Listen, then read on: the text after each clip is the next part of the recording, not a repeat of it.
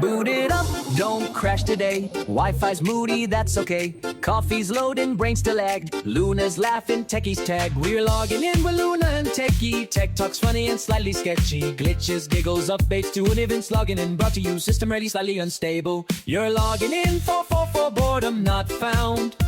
You're logging in, best show around. Okay, time for another episode of Logging In. Yay? Yay. Are we here? I'm not sure. No, I don't think so. I was going to talk about some other tech things, but a big tech story came out today.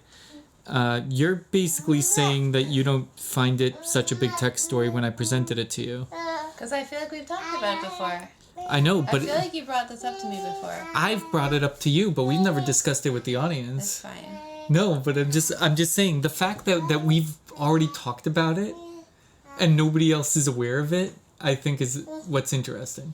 Because I feel like these things don't really make it into, mainstream until a certain threshold of people are talking about it. Right. And until that point, it's like they're hoping it gets swept under the rug and everybody forgets about it or something. Right. So basically, we're talking about Instacart. Right. And what we have to go and basically disclose is that there are times we've done Instacart shopping. Right, shopping for people, not we've never ordered. I don't think, right? We did it once, but we didn't know it was Instacart. It was actually DoorDash. Was it? I don't even. There was one point where there was like a supermarket that they gave us a coupon and we tried it out and it just ended up not working out. Right. We tried. Because they weren't able to go into the best way of putting it. They weren't able to get what we needed. Right. And it was just bad. Anyway, let's kind of talk about this. So, More Perfect Union and Consumer Reports. Have you heard of those two before? At least Consumer Reports. Yeah. I think More Perfect Union is NPR. Mm-hmm. But they decided to work together on discovering what's going on when it comes to Instacart. So this was all brought because there was one individual who happens to be an Instacart shopper that was noticing, and this is something we've discussed for the longest period of time, it's just well known in the shopper community, that when it comes to orders, we strongly believe and pretty much have proof that different shoppers who are in the exact same room will receive different prices for the same order to shop the order. You mean by product or just for the whole order? No, I mean the whole order. Yeah. So somebody will go and they'll be like, hey, do this order, it's $4. Do this order, it's $7. Do this order, it's $15. Mm-hmm. And then essentially what ends up resulting is there's this, I don't know if the right word is schizophrenia, or how would you describe it? I don't know. Finish your sentence.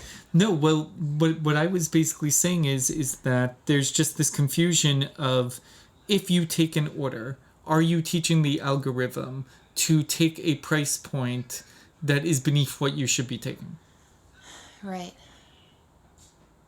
Yeah, I don't know. Yeah, no, but that's what's going on. Right. Because then if you start taking $7 orders, then you start getting offered $4 orders. Right. And that's before tip. Or you could be offered a $2 order. Right. So, well, that's the thing people don't seem to understand, at least for what we've noticed. We haven't done as much Instacart shopping this year as we did last year, but people wouldn't seem to understand how much we were actually getting paid. Yeah.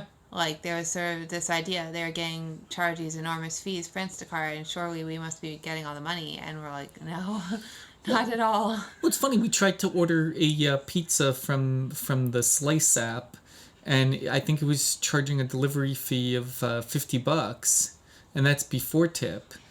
I guarantee that the driver's not receiving $50. Right. With us living 30 minutes or so from the restaurant. Yeah, but still, there's some of these shops or whatever that are 30 minutes from the grocery store. Right. It's got to be the same deal. True. That's how I'm averaging it, because if somebody wants to order from Costco and they happen to be 30 minutes away and you're being offered $15 plus their $10 tip. Right. No, Which, we get orders like that all the time. If they even give a $10 tip, I mean, good luck if that's you get rare. a $10 tip. At least in our area. Pretty much people give $1 or $2. Right. Well, Which is funny because, like, you know, I mean, we don't live in a wealthy area. But we, like, live in a state that, like, I guess people would consider, you know, the higher net worth people I would say so. Right. So, but it's like we noticed that you know, the payments for doing Instacart out here are just really, like, sad. Right. Where, like, in some other areas we've done it, it's actually a much more... Some other states. Right, some other states, yeah, but it's, like, a much more reasonable pay. Right. Not that I'm expecting, like, $100 for an order, but, like, you know, if I'm going to, you know, find 15 items and drive 45 minutes, I hope you're going to pay me more than $10, you know? But that's the problem. People don't realize that 40 to 50% of your order should be a tip. Right. Because of the amount of work that you're subjecting someone to. You are hiring someone to go and to do private shopping for you. Right. And I mean, who has the money for that? But, like, at the same time, again, you are hiring somebody to do that. So, like, are you prepared to pay adequately for that work? In which case, we don't do anything on Instacart. The only way that I would ever do anything on Instacart or any of these other shop things is if I was really injured and I absolutely needed a product for my health. Right. Or safety. Right. Yeah, like, so there's some circumstances where you have to do it. I mean, we don't happen to be in, like, the, you know, kind of crowd of people who order regularly from these things. No. But if we were, I don't know. I think a big reason why we don't touch it is because it is uncomfortable. Like, we would want to be paying adequately, and we know that we can't because the fees are already so high. Right. And, like, you know that you're making somebody shop for pennies for you. Mm-hmm. I mean, the classic argument that's going on in here, I mean, Luna's background, you were a waitress at a restaurant, essentially. There's a big thing that's saying that if you're not going to pay 40% tip, don't go eat out at a restaurant. Right. Which is, like, I mean, given that was years ago I was doing it, I don't think... I could probably count on one hand, given I did it for, like, a year or so, like, I could probably count on one hand the amount of people who, you know... paid a 40% tip back then, but, like, barely 20%. 20% would be, like, the top, I would imagine. Right. I'm just saying, like, you know, we were in a position. Are you having trouble? Oh. You know, where we were. Or, now I'm forgetting what the number was, but, you know, we were earning like $2 or something an hour. You know, before taxes and everything from the restaurant. So our entire pay was tip, and, you know, people didn't seem to understand that in the first place. You know, but all that being said, like, I don't know, it's funny because I had the option of that business of working as a waitress and a hostess. Like, right. they wanted me for both because I was a pretty organized person. Hey, bless you. And it was interesting because back then, like, I found that, you know, in the summer, I would actually earn more as a waitress than as a hostess. Even being paid, I think I was, like, being paid like $10 an hour or something as a hostess. For an extremely stressful job. I mean, I was, like, coordinating catering orders and setting up catering trays and seating people and answering the phone and running the cash register, like, all one person, you know? Like, it was insanity. Like, I literally took over the job from somebody who burnt out from the job because it was, like, that bad. Man. But it was very interesting because in the summer, I actually earned more waitressing than hosting. And in the winter, I would ask to switch to hosting because I would earn more hosting than waitressing. So it was very interesting, but I never found that the pay was so bad, you know. Like, I wanted more pay in a sense, but, like, it wasn't bad pay, you know, except for, like, certain times in the winter when it was really, really dead and you show up for, like, 3 hours or whatever and, like, literally not get paid. But again, people didn't seem to understand that whole system. And that was during the time of what was it, Grubhub around then, or was it Groupon? That was it was during the time of Groupon, and it was also, like, just a few years after the recession, like 2008, and, you know, it was an interesting economy. And I mean, Groupon basically was the beginning of where this whole DoorDash, Instacart, and everything happened, right. Because it kind of started with that. No, it did start with that. I mean, like, and I was having to coordinate all those drivers. I mean, the place I was working at basically had taxi drivers delivering everything That's how it was set up back then. And eventually, I remember like the DoorDash thing or something kind of started to creep in towards the end of when I was there. Mm-hmm. But, but yeah, back then it was like literally like somebody would put in an order to deliver, and I would have to be calling up the taxi company, which I had a note on the counter or whatever to have them come and pick it up. It was like hand done, coordinating that. Yeah. Makes me feel like a dinosaur, in the way the world is now. Well, that's why I want to kind of put this through, because what's fascinating to me is this topic that is being presented December 9th in a YouTube. We had 400 people shop for groceries. What we found will shock you. We've been discussing it for how many years now? I don't know, a few years. Right. We've already discussed this. It's amazing to me, again, that now it's coming out. We found this with so many things in our life. Like, I don't know. I mean, I also think we've always kind of been like the types of people who think outside the box and really try to get to the bottom of issues in our life. Right. So we do tend to kind of like hit answers for these things before, we find it being widely talked about in society. Like, there are certain things like, 10 years ago, the resources just weren't out there, Yeah. And it's crazy how wide open everything is now in comparison. But what I was going to say, what all this brought up in my mind was like sometimes, when we do Instacart orders for people, I'll notice like the app will be like, here's the product, everything lines up. This is what the price should be. And I'm like looking at the price on the, on the shelf. The price on the shelf is more than it is on the app. Yep. I'm like, that's interesting, or less, right? And the product will line up and everything will go through. Sometimes I have to double check the price and verify that's the right product through that, Yeah. But it's very interesting when they they don't match like that. It makes me think of this whole conversation. Yeah. Well, that's what brought this whole thing on, because essentially there was an individual Instacart shopper that was sitting there thinking to themselves of if this is what they're doing to the Instacart shoppers, where there's been plenty of videos out there with that comparison, as I mentioned, where they'll even go and they'll take 3 Uber drivers and put them in the same room, have them turn on the app exactly at the same time, and they will receive the same drive for 3 different prices. Mm-hmm. If that's what's happening to the drivers and to the shoppers that are doing that, the thought process is, are they doing this as well to the people buying from Instacart? And I've always known, in any tech session I've ever taught, I've always told people when it comes to Instacart that the prices that you see on Instacart are not going to be the prices. And that's the other thing. Instacart tells the shoppers that you are not allowed to submit the receipt that you are given from the grocery store to the customer. Right. If they ask you about pricing, they can only refer to the email that was sent to them in the app or whatever text message was sent to them. Mm-hmm. They can never refer to the actual receipt, and you as the shopper hold the receipt as proof that you have the groceries, or if you need to return the groceries if they don't show up and they're no-show, that you have the ability to return it. Mm-hmm. And I feel like that element right there where they're like, hey, don't give the customer the receipt, was the moment where my head went and said, this is something that I feel like I don't want to participate in buying from products like Instacart, because I immediately was just like, the prices that are on Instacart, even if you were to do a pickup order, has to be different than what we're seeing in the grocery store, especially with what you noticed. Right, they're hiding stuff. That's what I feel. Yeah.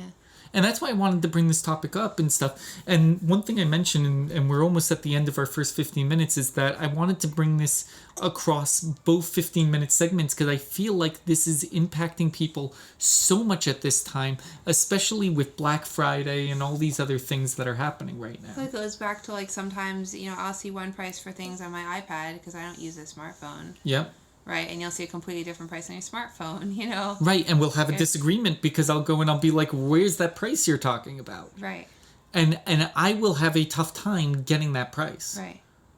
And it reminds me also, like, I feel like this is a side thing, that people joke about, but, back in the day before Amazon acquired Whole Foods, like, this just come to my mind, but, like, we used to shop at Whole Foods a lot. Because that was before we had kids, and, like, we were trying to eat healthier, and it was like I was pretty good at, counting, budget and like, knowing what I was spending. I remember that. But like the bill would turn out a lot higher than, than made sense. It Correct. was like, are there hidden fees in here? I don't think we ever really got to the bottom of it, but I think this goes bizarre. to the bottom of it. This definitely goes to the bottom of it. Because it would come out like, it was. I know everybody always jokes about Whole Foods being like extremely expensive, but whole paycheck. Right, but again, like in a lot of instances back then, I was very well aware of how the pricing compared between different grocery stores, and like to some degree, I was paying attention to that. That I would be like, this isn't the pricing that I had, anticipated. Yep, and we have to go to the water cooler, but we'll be right back and we'll just continue this conversation. Mm-hmm.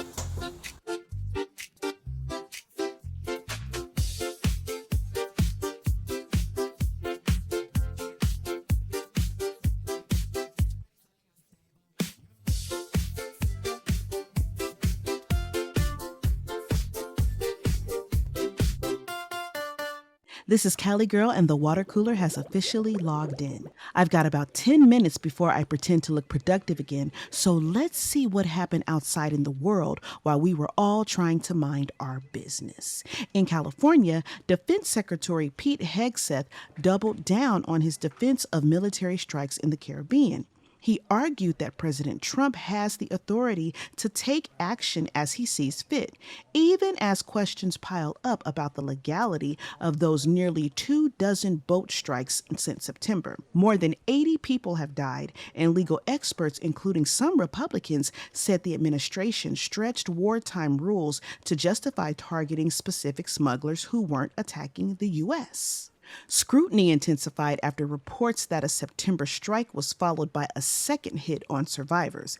Hegseth denied ordering anything like that, saying he watched the first strike but didn't stay for what happened after. When asked if the Pentagon would release the footage, he said they're reviewing the process, and that's where it stayed. And speaking of decisions that changed a lot overnight, the administration halted immigration applications from 19 countries covered under the June travel ban proclamation. USCIS quietly directed staff to stop final adjudication on all cases, including citizenship ceremonies for people who were just days away from becoming naturalized Americans. The agency said it's a temporary pause while they reevaluate vetting standards, but for thousands of families, everything froze instantly. DHS said they wanted to ensure only the best of the best became citizens, and they're reviewing all Biden-era benefits for people from countries of concern. Meanwhile, anyone caught mid-process is just waiting. And if you thought immigration paperwork was the only thing getting paused, the administration also announced it would begin withholding SNAP food aid next week from all Democratic-led states. The standoff centers on states refusing to hand over data like names and immigration status of recipients. USDA claims it needs the info for fraud detection. The states say it's invasive, unnecessary, and potentially illegal, and they've already sued to block the requirement. California was given an ultimatum: provide the data or watch millions lose food assistance. 42 million low-income Americans rely on this program. The countdown is already running. And while that played out in court filings, another battle unfolded on streaming screens. Sean Combs, a.k.a. P. Diddy, a.k.a. Diddy, a.k.a. Love, his mother pushed back hard against the Netflix docuseries The Reckoning. In a lengthy statement, she called parts of the project false, misleading, and intentionally damaging, specifically denying claims that her son ever hit her during the aftermath of the 1991 City College tragedy. She said Netflix went salacious for views and accused longtime rival 50 Cent of fueling the narrative. Combs' legal team also fired off a cease and desist, calling the docuseries a hit piece, though no lawsuit has been filed yet. With his criminal conviction on appeal, new investigations underway, and dozens of civil cases still open, the story around him continues to expand. Meanwhile, outside of the entertainment world, the internet itself decided to take a brief personal day. A major Cloudflare outage took down websites across multiple platforms: LinkedIn, X, Canva, and even Down Detector, the site that tells you when websites are down. The issue started early in the morning, and the company says they've implemented a fix and are monitoring results. This is the second widespread outage in a month, and Cloudflare's CTO admitted it's unacceptable. They plan to release details next week about how they'll prevent future crashes. So for a few hours, the internet just jammed, and suddenly nobody could pretend they were just working anymore. And speaking of things women have been waiting on for years, actress Halle Berry publicly criticized California Governor Gavin Newsom on vetoing a menopause bill 2 years in a row.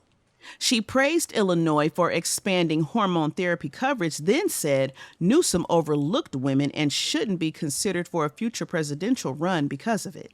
Newsom's office responded that he supports better access to menopause care, but vetoed the bill because it would have unintentionally raised healthcare costs for millions of women and families. Both sides agree women need better care. They're just split on who's paying for it. And while that debate heated up, something else was spreading, and not in a good way. A norovirus outbreak hit more than 100 people aboard the AIDA Diva cruise ship. 95 guests and 6 crew members fell ill with vomiting and diarrhea during the 133-day voyage. The cruise line isolated sick passengers, intensified cleaning, and said cases were already trending down. Experts also reminded the public that norovirus is extremely contagious and can linger on surfaces for days. And unlike other germs, hand sanitizer does not reliably kill it. The only strong defense? Soap and water, the very old school, very unglamorous kind. Meanwhile, back on land, some creatures were making questionable life choices too. A Virginia ABC store found an unexpected customer passed out in the bathroom. A raccoon that had ransacked shelves sampled multiple liquors and eventually drank itself unconscious. Animal control took the very intoxicated raccoon to sober up. After a nap and no signs of injury, besides a terrible hangover, it was released back into the wild. Officials joked that it hopefully learned that breaking and entering isn't the answer. But knowing raccoons, probably not. And finally, in the world of celebrity fallout and painful honesty, Kim Kardashian reflected on her 2016 Paris robbery and revealed that her ex-husband Kanye West once suggested that she fake the entire ordeal for TV. She said hearing that, especially from someone she knew so well, felt like a knife to the heart. Both Kris Jenner and Khloe Kardashian condemned the rumor, saying the idea that she would fabricate something so traumatic was ridiculous. The robbery trial resulted in multiple convictions, and Kim said she's grateful for justice, but still healing from what happened, and from those who didn't believe her. I guess. And that about wraps up today's break. This is Cali Girl with the Water Cooler, where the news is always flowing, even if we're not. Okay, we're back from the water cooler. So we're just going to continue talking about it. So go with what you were just saying. Well, we were talking about Whole Foods and sort of possible hidden prices years ago. So I think what's interesting about that, though, is like that time period would have been like maybe 2014, 2015, 2016. And that was kind of around the time when we, we basically stopped going to Whole Foods when Amazon acquired it. But yeah, I never really got to the bottom of why it felt like there were extra fees in there. Yeah. Right. That's what I was going to say. It was like very much equivalent to what you see in pricing now, where like you'd be like, I only bought 4 items. Why is it costing me $50? Yeah, exactly. And what was especially weird is like that I don't remember, calculating prices on the shelf as equaling $50 or whatever, Correct. That's what I never got to the bottom of, and it just felt really strange. So I'm going to go through now what is discussed in the We Had 400 People Shop for Groceries, because at least we've given them some background so that we can at least discuss it. So, and interrupt me whenever you need to, because there is a lot covered. Yeah. Widespread price variations. Nearly 3/4, 74% of the items that were tested were offered to shoppers at multiple price points. with individual items that had many as 5 different prices simultaneously. It's crazy. Yeah. They had significant cost difference, with the price differences between the lowest and the highest price for a single item could be anywhere between 13% and as high as 23%.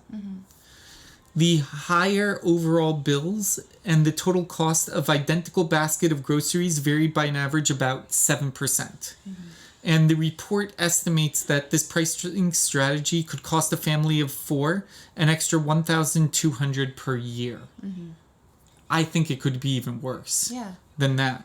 Because again, this experiment, the shoppers were basically put into a room, and originally we're told they were put in the exact same location, and they were literally told, okay, we're going to go and all open our app at the same time. We're going to choose the exact same store. We're going to choose the exact same items in the exact same area and write it down on the card, take a screenshot of exactly what price you have, etc. And what should have been everybody in that very room who all brought different devices should have all had the exact same price. But instead, they all had 3, 4, maybe 5 different prices for their total cart, which is just crazy when you think about it. That means that there's some type of system that's happening, and they believe that this might, according to the video, 2022 Instacart acquired a company called Eversight. So that company specializes in optimizing grocery prices through constant experiments on consumers. And the technology is better known as AI, everyday price performance, that promises a grocery store 2 to 5% profit increase by doing A/B testing. It just shouldn't be this way. Like, it shouldn't be legal. Like, yeah, it goes back to like this whole thing about them, producing like a field of corn or whatever, and then being only allowed to sell 1 row of it, and the rest of it has to get disposed of to keep the prices where they're supposed to be. Like, come on. No, it gets even worse, is that this surveillance pricing. Now, the reason why they were able to figure it out is because Instacart, being more of a software company than a delivery company, put a bunch of software patent technology patents out there, which basically stated surveillance pricing and you can say the word algorithmic. Yeah, that's the word. Pricing discrimination, where companies are tracking behaviors of the purchase history to determine the maximum amount they can squeeze out of a customer. Which is crazy, because now this expansion into physical stores means that there's now technology, and we saw this at Aldi's even, where they now have the prices are no longer on paper. Right. They're on digital signs, which means if there's a rainstorm, they can go and say, hey, these umbrellas that are normally $5, let's put them up to $30 while this rainstorm takes place. I don't know. Think about that for a moment. It's at a point where just, especially in the way the economy is right now, it's not ethical. It really is not. Yeah. Here's the worst of it. Target, which is in Instacart, is actually unaware that Target's being used in Instacart. Because Target actually bought another company called Shipt. Shipt. And so the Target spokesperson says that they don't set prices. They have nothing to do with any of this. They have no formal business relationship with Instacart. And that they manage the prices for Target on their own platform, and they're testing them. But that was admitted later by Instacart, where they're like, oh, okay, fine, yeah, Instacart is trying out prices when it comes to buying at Target, even though Target doesn't know. So it just feels like a tragic responsibility. Yeah. However, Costco was aware, because they were able to get a employee to go and to submit them papers that stated that they were working with Instacart to figure out what dynamic pricing they should use when it comes to buying from Costco using Instacart. It's just not right. Yeah. This is not right. Well, especially if you're a Costco member, Right. you're paying a membership, you expect the integrity Right. of them not Especially for playing games Costco. with your money. Right. Right. The only company that they found that was not doing this whole price thing was this company called Schnucks, Schnucks. And they displayed no price variation for the same items. But they also believe the reason for that is because they got to them too late. And that Schnucks had already figured out based upon their own A/B testing of what price they should have something. But It all makes me think of also flash food. No, but seriously. you have to explain what it is. Well, I mean, it's not really so active where we are anymore, but for the past few years, it was like if grocery stores had things that were almost at expiration, they would put them in this app at a lower price. 50% off. Right. So, or something along those lines. Yeah. And it was like a way of getting, groceries at an actually, I don't want to say like affordable price, but like the price they're more supposed to be. The price that it was supposed to be at, yeah. Right, like a human price. Yeah. So when we were using that pretty much exclusively for a little while, but it was interesting because like some stores would get frustrated with it and like, and not want to participate in it. Wait a second. What? There were times where my phone and your iPad showed two different things in flash food. Right, but that's what I'm saying. Like, I feel like that also plays into this somehow because at some point earlier this year, they kind of like abruptly just stopped the whole program in our area. There are a couple places in the United States where it seems like it's still active. It's mostly in Canada because it's a Canadian company. Right, it's a Canadian company. So they're still very active, but like it was like they suddenly just like cleared everything out. Right. In Well, our that area. was when Trump became president and there was tariffs and all this other there's all kinds stuff. of tension and stuff, but I think about if that in the context of all of this, were they not playing the game or were they playing the game, that you're talking about with like playing with prices? Yeah. Because I don't know, I didn't pay too close attention, but I don't think the prices were different on my app versus your app. It was just like sometimes. No, the prices were different. Right, but like I'm saying, like the products were sometimes different, but like that made sense because like they would be like, well, the algorithm would be like, well, she's interested in one thing and he's interested in another thing, and they would show me one thing and show you another thing. Right. Well, whatever, But I don't really remember the pricing itself being very different for things that like were in both of our. Well, just to apps. kind of put in perspective, there would be some times where the grocery store would be like, hey, we've got this in our flash food closet. We'd love for you to buy.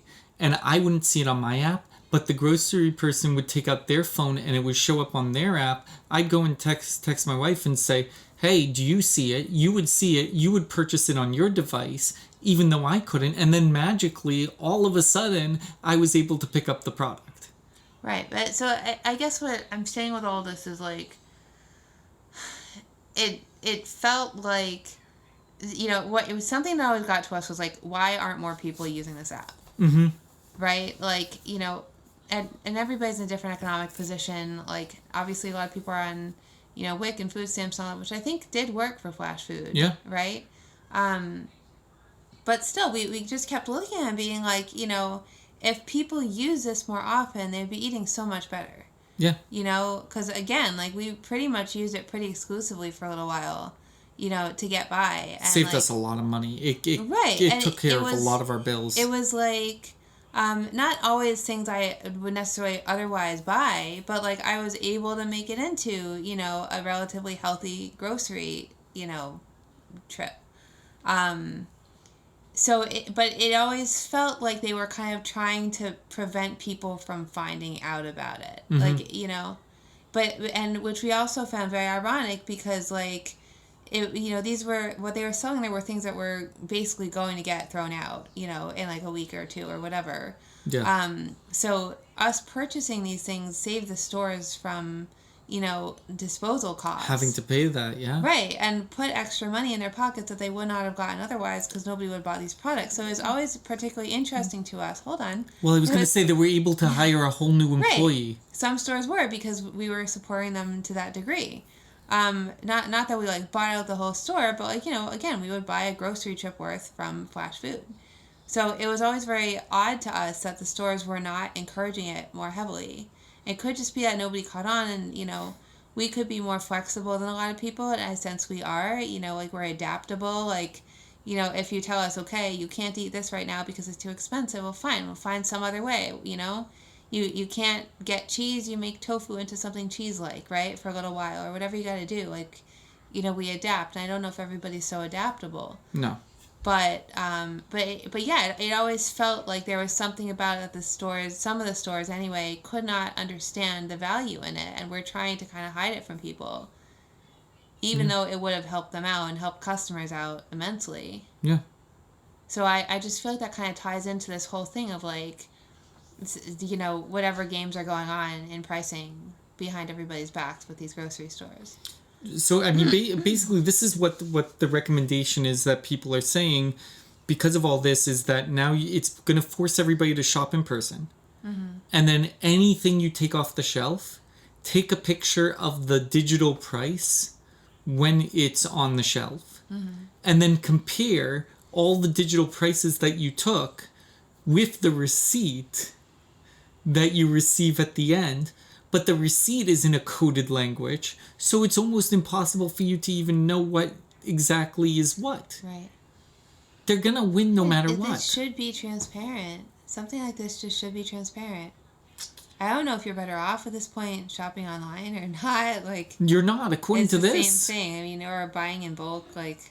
I mean, sometimes we have to shop online because it's... But what I'm saying is, like, even before we really had kids, like, we tried to buy bulk things when we could, when it made sense. I'm saying, like, buying from bulk suppliers. But even then, I think of, like, Food to Live, right? We used to buy a lot from that. Uh-huh. And I felt like their prices were always fluctuating. Like, it was really kind of weird. Like, we appreciated their pricing model, but, like, it really was kind of weird how, like, one day the price would be one thing, and the next day the price would be another thing. Well, it's funny because we tried to buy some things from the Container Store, and they were offering 30% off only if you went and had yourself driving to the store and then bringing the product out to you. For some reason, they didn't want you in the store. I can only imagine maybe the price in the store might have actually been the same as what you bought online with the 30%. I don't know. I mean, I feel like I have seen more and more of that the last few years. I'm not sure if that's a, post-COVID kind of thing, or them trying to not have to hire so many employees or cash registers kind of thing. Yeah, I don't know. It could be a mix of a bunch of different things, but I feel like I've seen that more and more with stores, of like them trying to encourage you shopping online as opposed to showing up in the store and walking around, which you would think would be counterintuitive because the way it always used to work anyway, before the economy really went down, was like they wanted you in the store so you would impulse buy. No, now they want you using online so that they can go and mess with the prices. Right, but my question is, like, are people more so impulse buying online than in store, or like are they just not impulse buying at all? And like, I don't know, the market on that has changed so much. So we're probably gonna have to leave that for another show because we completed our full 15. Yeah, fun. Man, all right, I guess we'll log out then. All right, bye. Boot it up.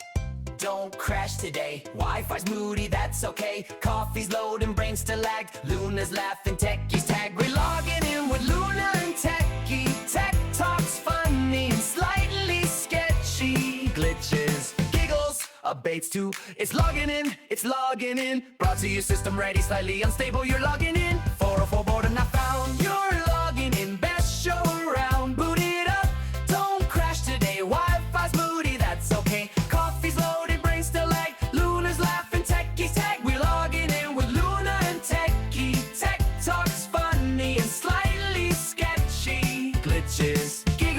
Updates too. It's logging in. Brought to you, system ready, slightly unstable. You're logging in. 404 boredom not found.